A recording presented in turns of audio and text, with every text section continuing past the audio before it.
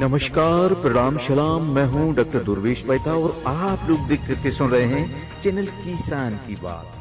देखिए, चांद छुपता है तब कहीं जाकर के सूरज निकलता है, लेकिन किसानों के मन मंदिर में सिर्फ एक ही दिया जलता है और वो दिया है स्वर्गीय बाबा महेंद्र सिंह टिकैत के नाम का। और आज वर्तमान की बात करूं तो चौधरी नरेश टिकैत और राकेश टिकैत। जी हाँ, आज मैं जनपद इटावा कलेक्ट्रेट परिसर में मौजूद हूं, जहां भारतीय किसान यूनियन के राष्ट्रीय नेतृत्व के आह्वान पर कलेक्ट्रेट परिसर में ही किसानों और किसान यूनियन के पदाधिकारी एकत्रित हुए। जिलाध्यक्ष संजीव किसान के साथ एक ज्ञापन पत्र के माध्यम से प्रशासन से मांग कर रहे हैं कि अन्नदाताओं के हितों का सरकार ख्याल रखे और जो पिछले आंदोलन के दौरान सरकार ने जो किसानों से वादे किए थे वो पूरे किए जाएं। और तो और बातों ही बातों में इटावा जिलाध्यक्ष संजीव किसान ने ऐलान भी कर दिया है कि देश में बड़ा आंदोलन फिर होगा। आंदोलन की तारीख भी मुकर्रर कर दी गई है और वो तारीख है 13 फरवरी 2024।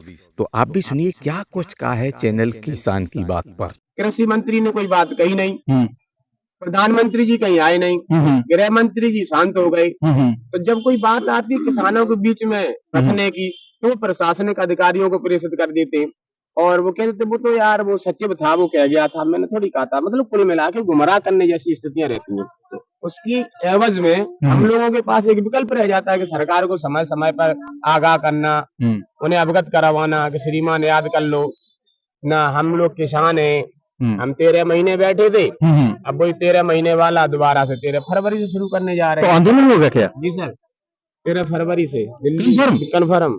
अगर माने स्वीकार करती है गवर्नमेंट, फिर एमएसपी कैसे स्वीकार गई? नहीं, ये गवर्नमेंट ऐसे कहाँ सुधरने वाली है साहब? कैसे सुधरेगी? नहीं सुधरने वाली। कैसे सुधरेगी? नहीं, ये अपनी भाषा में बता दीजिए। झूठे लोग हैं, जुमलेबाज लोग हैं, जुटलर हैं, झांसाराम हैं, वादे करके। हम लोग थोड़ी कहते हैं किसान कि मेरे अपने मैनिफेस्टो में मुझे कहो कि बिजली फ्री दो, अपने उसमें मैनिफेस्टो में लिखो कि मुझे है ना आमदनी मेरी दोगुनी करो।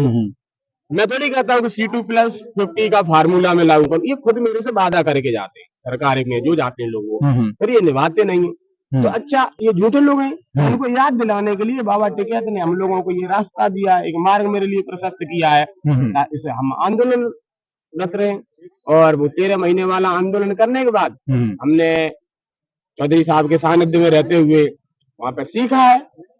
और सीखने के लिए बाद अगर सरकार ने नहीं सुना है, 2 साल बाद भी कोई भी बात अमल में नहीं लाई है, उसके लिए ना हमारा अभी तो 14 तारीख से 18 तक शिविर चलेगा वहाँ इलाहाबाद में। तो वहां पे हम लोगों को सिखाया जाएगा 4-5 दिन।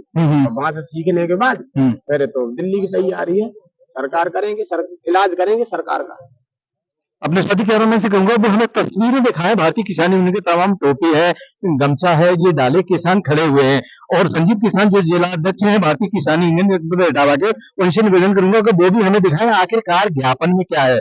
देखिए, मैं कैमरे के द्वारा स्पष्ट दिखाना चाहता हूं कि ये ज्ञापन पत्र है जो संजीव किसान सौंपने वाले हैं आज कलेक्ट्रेट इटावा में। संजीव जी, इसमें क्या है, प्लीज अवगत कराइए। ये माननीय मुख्यमंत्री जी को संबोधित मेरा ज्ञापन है जी। इसमें जो है ना सबसे प्रमुख बिंदु क्या है? प्रमुख बिंदु ये तब सरकार ने ना किसानों की सिंचाई की बिजली का वादा किया था, वो बजट में भी बोल दिया हम देंगे, उसके बावजूद नहीं दिया।